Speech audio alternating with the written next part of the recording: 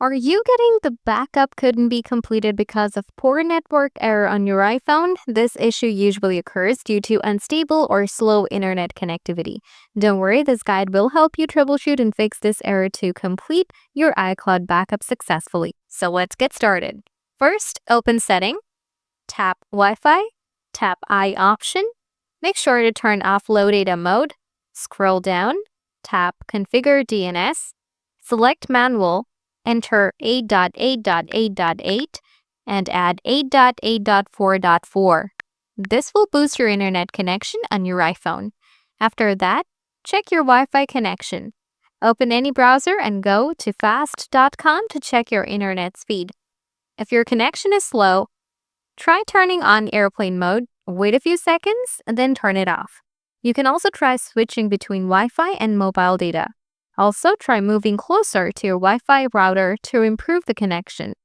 Solution 2. Update iOS. Open Settings, tap General, then select Software Update. If an update is available, update the phone. Solution 3. Turn off or on iCloud Backup. Open Settings. Next, tap on your Apple ID from the top. After that, tap on iCloud. Next, tap on iCloud Backup from here. Now toggle off Backup this iPhone. Then tap on Turn Off. Next, wait a few seconds and then toggle it on. After that, toggle on Backup over mobile data.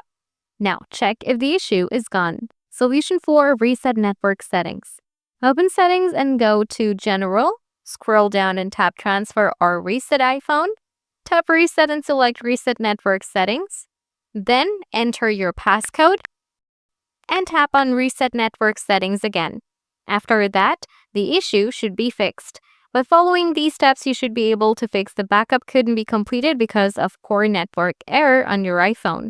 If the video did the trick for you, smash that like button, and if you have any questions, feel free to drop them in the comments below and I'll get back to you real soon. Thanks for watching.